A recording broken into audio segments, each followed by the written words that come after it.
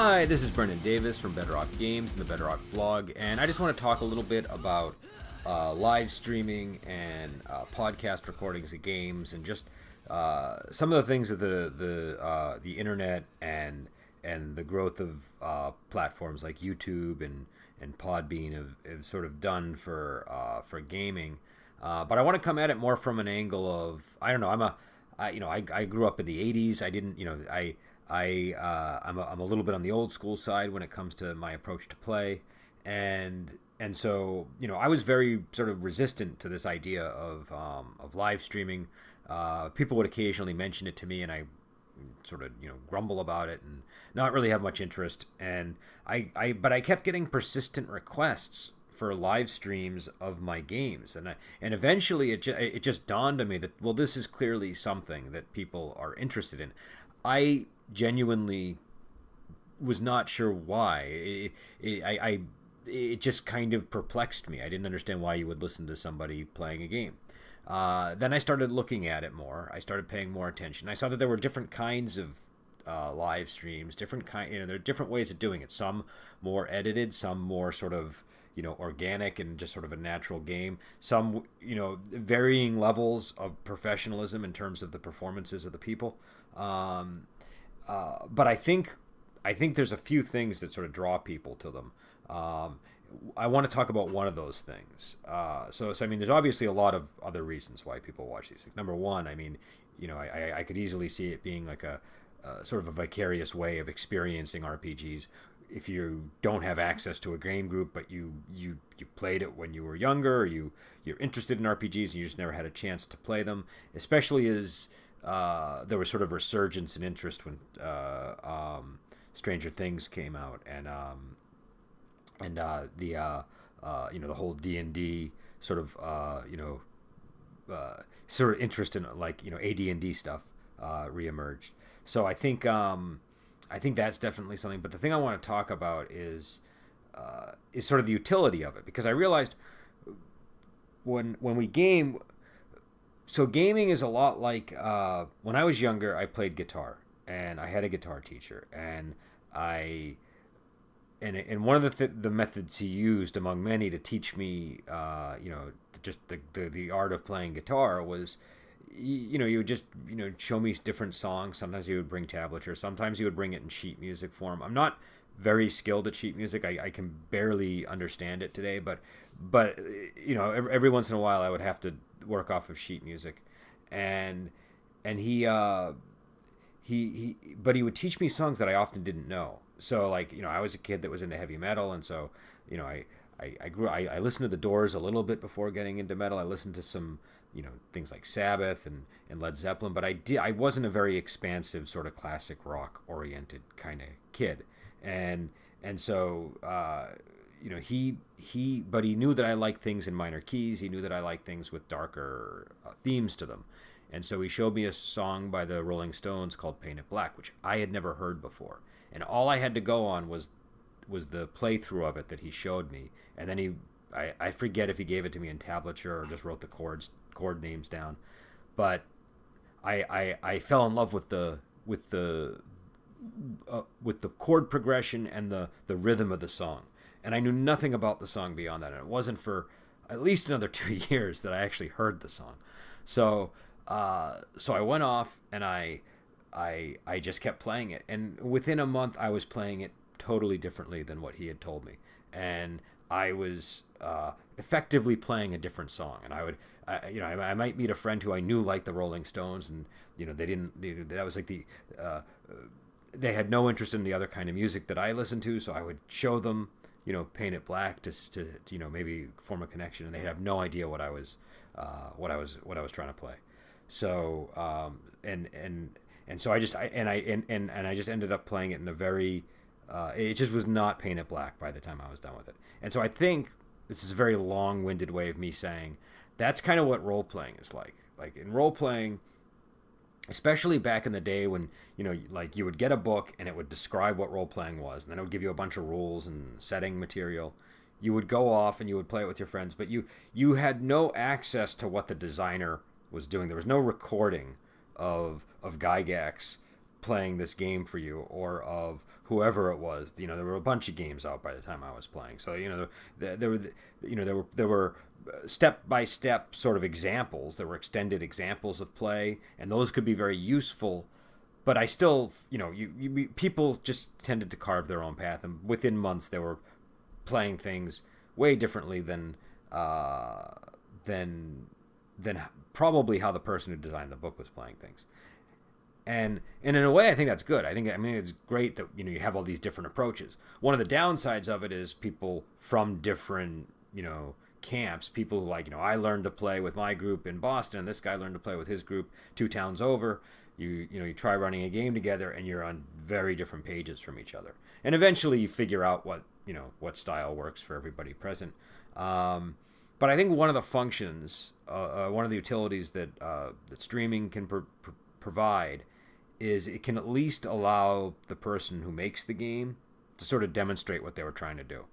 And if people have the interest in listening or watching, you know, they can use that as a guide. I think there is a downside to that, which is people aren't going to be going off on their own as much if they're reliant on the podcasts.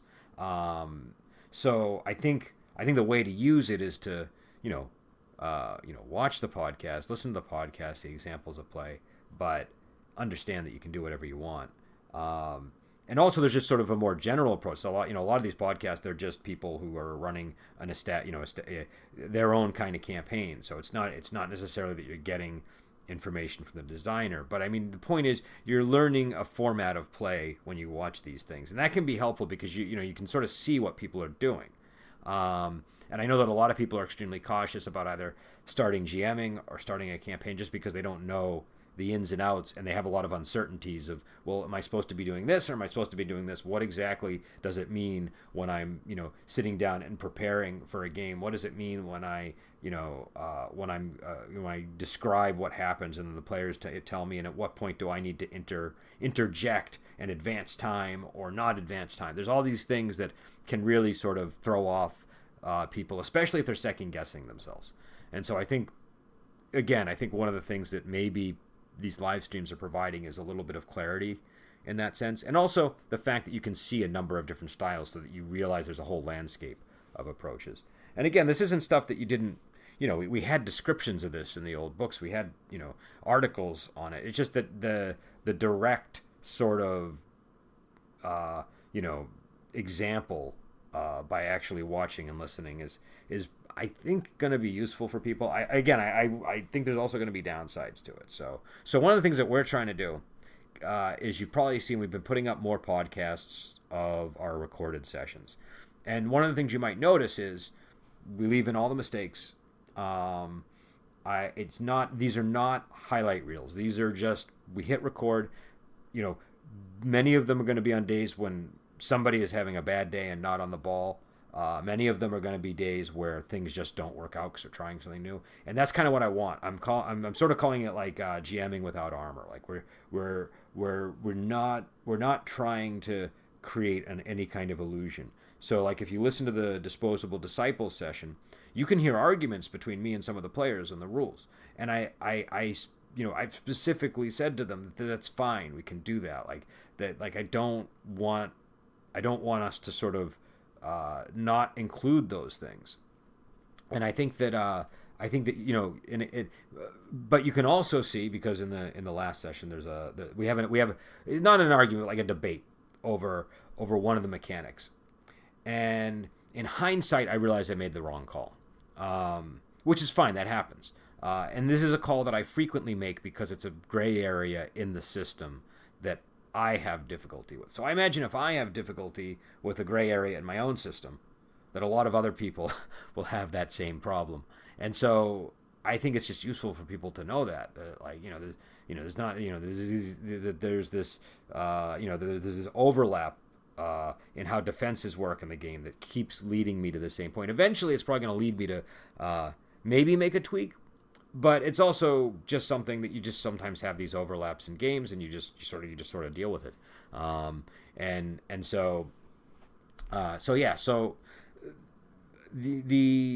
The going forward, I think what you'll see more of is, so that we have the Disposable Disciples recordings, which are those are the most sort of brutally honest. I know that crowd. We've been gaming together for a long time. Everybody has very strong personalities at the table, and everybody has very strong opinions about things. So you'll see that on display in that session. It's also a campaign where like people are ruthless, and so there's just it's. I think it's maybe more entertaining, but not for the reasons that I would hope it would be. And so. But we're on session 83, so we're doing something right. So, but something else you'll see is I'm going to be experimenting a lot. So I'm trying out some ideas that I'm working on for Strange Tales, and I don't know how they're going to land. And so you'll see these ideas evolve. You'll see that they won't be the same from when I first introduced them to when they sort of really start to take shape by the end. I'm sort of refining some of these concepts. So you'll see that there's inconsistencies because I start with an idea and then I realize, oh, I need to change the idea, and then I apply it in a different way. And so that's, again, I just think stuff like that. I could sort of conceal that, but I think it's better for people to see it. And so because I think it's gonna, what I'm hoping the podcast will do is it'll give people examples of play. It'll give people a window into sort of how we design things, and it'll entertain people. If it does those things, I think we're doing well. We also have the Lady 87 campaign, and that's a little bit different because that's a shorter session, and it's also a little bit more focused. There's a little bit more of a dramatic sort of direction to things. It's not like there's a pre-planned story, but but everybody who's participating in the game is sort of invested in the drama that's unfolding, and so there's a little bit more of that in the campaign. It's still very free form. It's still got like a strong sandbox element, but there's just more dramatic elements, and so you'll see more dramatic twists and turns in the game.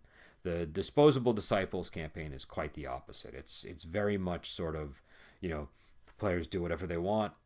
Sometimes they'll start on something, they'll decide they don't want to do that, they go in some other direction. So, the only thing to know about it if you do listen is there's going to be a lot of loose threads. I'm hoping that we can eventually figure out a way to get my Saturday game in, because I think what people will see there is that's where that's sort of like that's like the most standard Wandering Heroes of Ogregate game. It probably reflects the way that the book is written the most, and part of that is because two of the other people participating in it are co-designers of the game. So you have, there's just a lot more adherence to things. The problem there is I don't know how to record on Google Plus. I know how to record my Skype sessions, but I'm not able to record the Google Plus sessions. I guess I could transfer over to Skype with that campaign. That might be one way to do it. So maybe I'll look into that, because we had a great session last week, and I was kicking myself that we didn't have it recorded, because there were some really good examples of things I could have talked about that I could, to sort of just to sort of, on a separate blog or podcast about GMing in general. So I just wanted to kind of let people know, why we were doing this. I know I've been meandering and kind of rambling, and there's not been a lot of structure to this discussion. But again, something that I'm trying to do here is I'm trying to just kind of talk on the podcast and then put out a more structured topic on the blog related to what I'm saying. And I'm enjoying that. I'm really liking how I like the combination. So and if people are bored reading, they can just listen. If people don't like my voice, they can just read it. So I think it works. But I just want people to sort of understand. They've probably seen a lot of these sort of podcast recordings and have no idea what we're doing, because there's no lead in, there's no explanation, and it was just a product of hearing about a lot of the streams and the podcast recordings and sessions, people asking about it. And this actually goes back. I had somebody, and I won't mention their name because I don't know if I have their permission, but I had somebody who, for analytic purposes, was looking for recordings of sessions. And actually, I think at the time it sounded like this person was very meticulously analyzing what people do during a game session. I don't know what the overall aim was, but it was intriguing. But I just didn't have any session recordings to give the person, and I never thought I would. And then, when I started doing it, I realized that it's kind of fun. It also gives you a different way of keeping a record of your games. The downside is everything has an audio or an audio visual record, and so that means, if there are consistencies, people will notice. If there are inconsistencies, people will probably notice. I've taken the path that there will be inconsistencies, and I'm just not going to care. So that's just how I like to run things. I'm not. I go by memory. I don't go by session log recording. So I'm sure there's going to be a lot of, because one of the things I noticed right away is my memory of the events changes radically not that long after they've occurred. I was very surprised when I was doing my session logs. For a time, I was recording session logs and then typing them out. So I was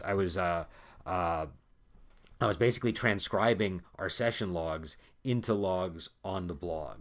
It took a long time. It ended up being a huge time sink that I couldn't afford. I could, it'd take me too long to do, and I wouldn't be able to do other things. And I don't talk about this a lot, but I'm not very healthy, and so I don't have a lot of spare hours if I do want to engage the hobby. So I like to use my time wisely. And so I ended up not doing that. I think I stopped after a couple of weeks, maybe. I think I might have done it for a month. I know I was doing it for not long enough that it started to annoy me. But I noticed that I would, like, right after the session, I would think something had happened a certain way, but I would go back and listen, and it actually happened differently.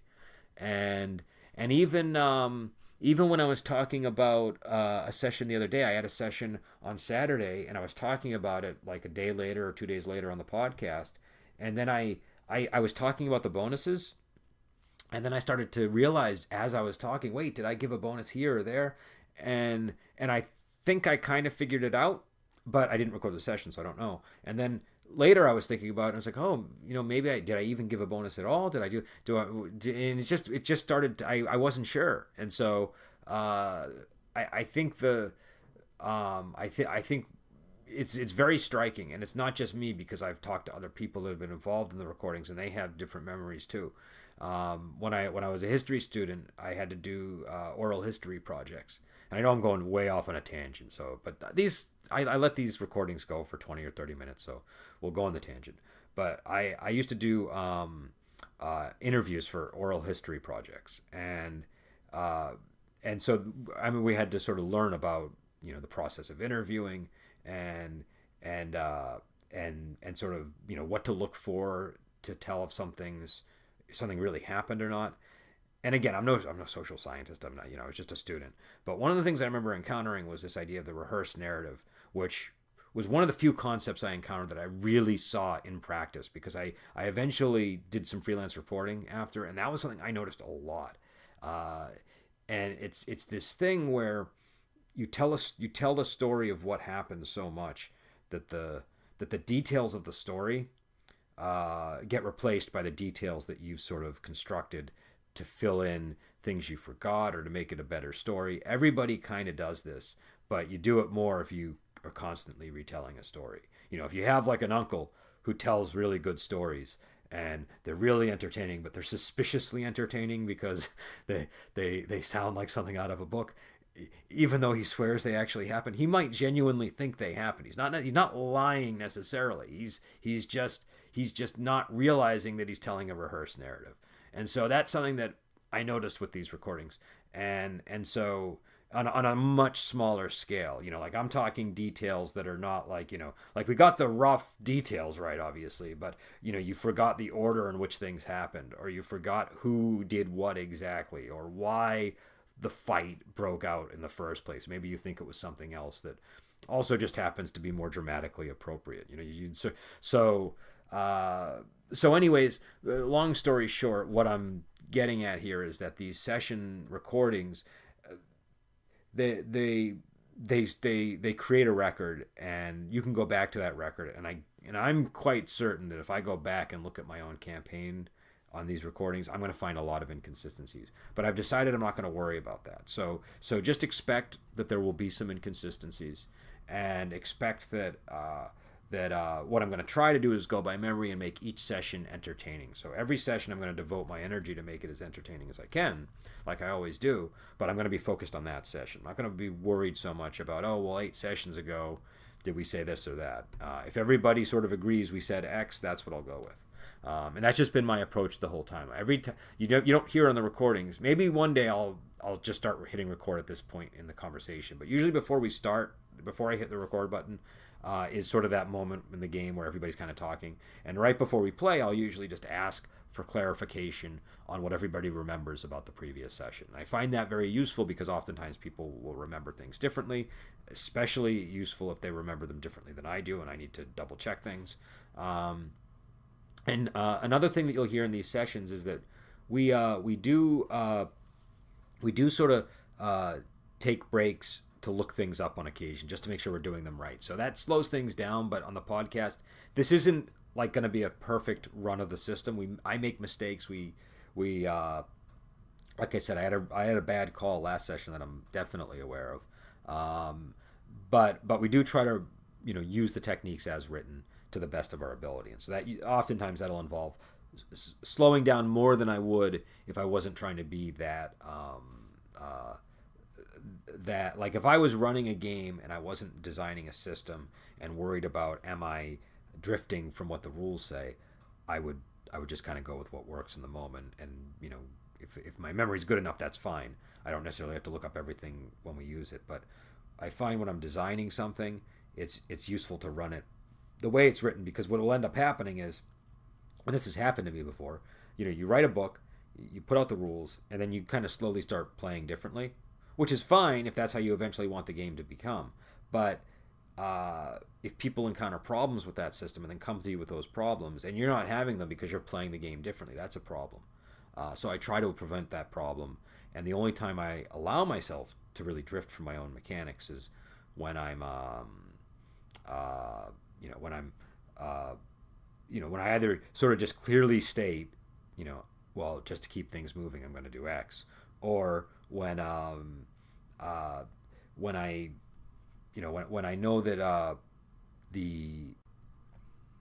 right, so sorry about that. There was I had a little bit of a blank, but the other time is when I'm just running a game just for the sake of running a game, and it's not something that's going to see the light of day. But the bottom line is you're going to see more podcast streaming, recording type things here. You're also going to see the Game Lab, which is a totally different idea. But the concept there is really just that we get an idea and we test it out. And sometimes we live stream it. Sometimes we just talk about it. So this week I think we're just talking about it. But occasionally you'll see those, and that'll be probably more interesting to people because it won't just be me running games. It'll be Adam, Rob, it'll be Nick. You'll see all kinds of different approaches to play, and I think everybody, all 4 of us have, I would say, quite different styles.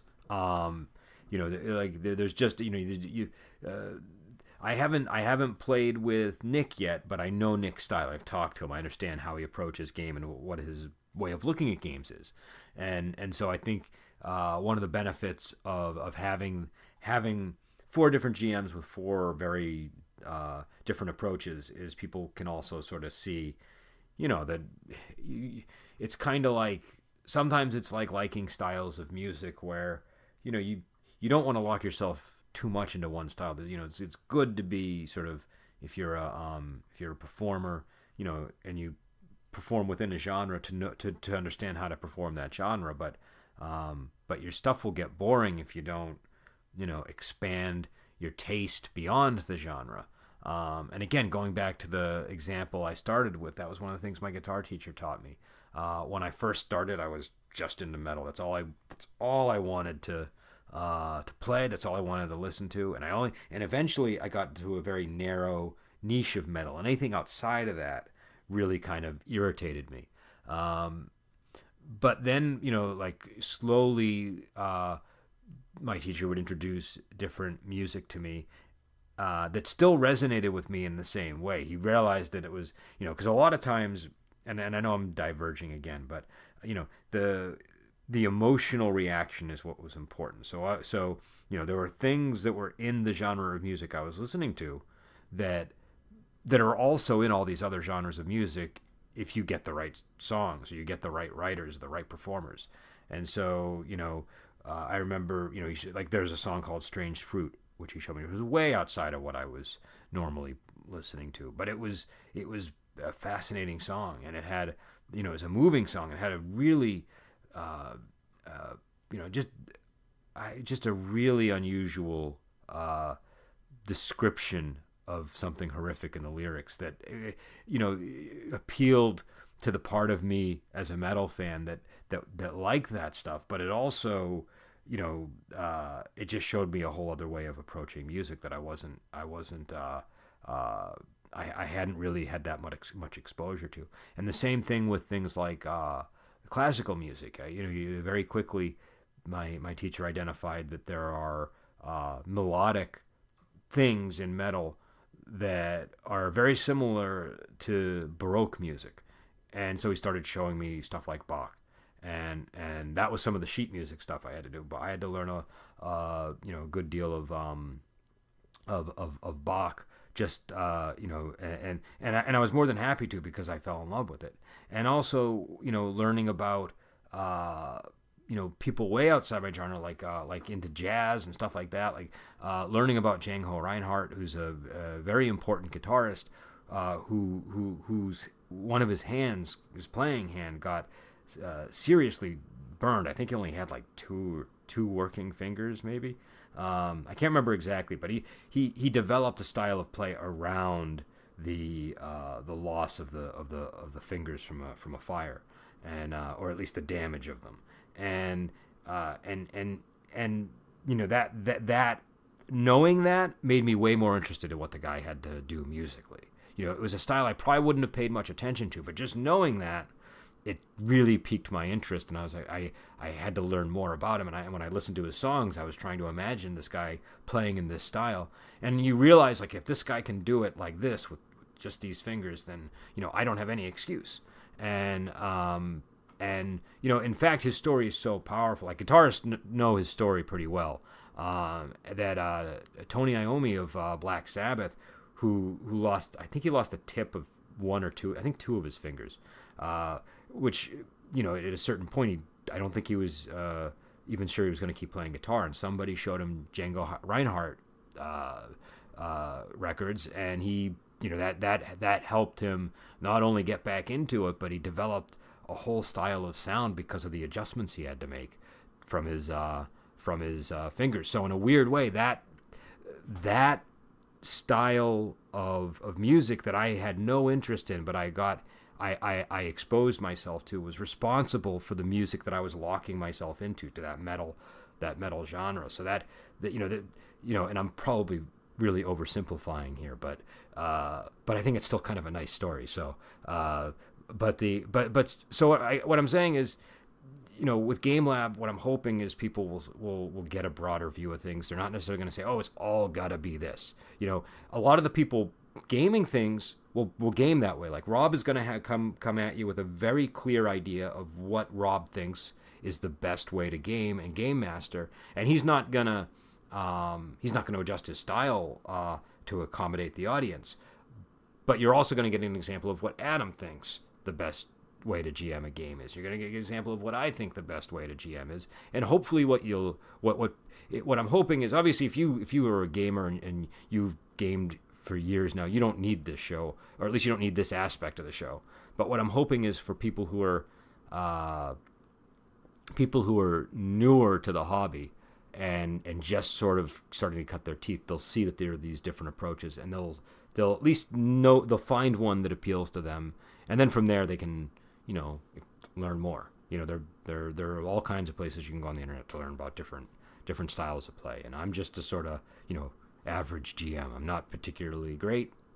Don't think I'm bad, but I'm not particularly great, and so I think that you'll get a good selection of styles with Game Lab, and maybe we'll bring more people in as time goes on. I don't know exactly how we're going to do this, and I'm also going to try to have more discussions on the podcast. So, and we're getting up on 30 minutes, so I really do have to end soon. But we're going to try to have more like I'm going to try to bring more people on and talk to them.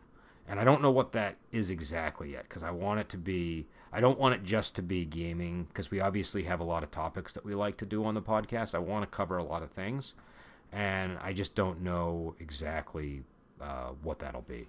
So we'll see what we can get. But, a lot of it's going to depend on who's willing to talk to us. Like right now, I don't think there's not a lot of demand to be on the Bedrock podcast, and I don't think that's going to change a whole lot.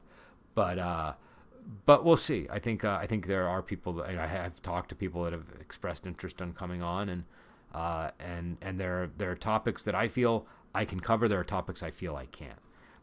We can definitely talk about wuxia. We can definitely talk about RPGs. We can definitely talk from time to time about music. It's not what I devote a lot of my time to these days, but I'd like to bring in some musical stuff, because I at least I know enough that I can at least talk about it. And I'd like to bring in, history people, because I history is important in gaming, and I think that a lot of people approach history in a way that makes it hard. And so I'd like to bring on people that are knowledgeable about history to talk about it. And so if I can get some actual historians, I will. But we'll see, because I don't want to waste people's time either, and this is something where I want people to be happy to come on the podcast and talk about an area that they're interested in. I don't want them to feel obligated to. So we'll see. I'm not going to call any favors to get them on the podcast. I'm just going to hope people are interested. So sorry about that. So this podcast is the most spliced up podcast I've ever done. I apologize. We had one moment where I just lost my train of thought and I had to stop and hit record again, and one moment where I had my alarm go off. So I apologize. I will. So I'm going to end the podcast here. I think that we've had too many interruptions at this point, and what I'll do is I will resume this topic at another time. But hopefully this was informative for people, and you have a better idea of what the podcast is going to be and what we're thinking of doing in the coming months.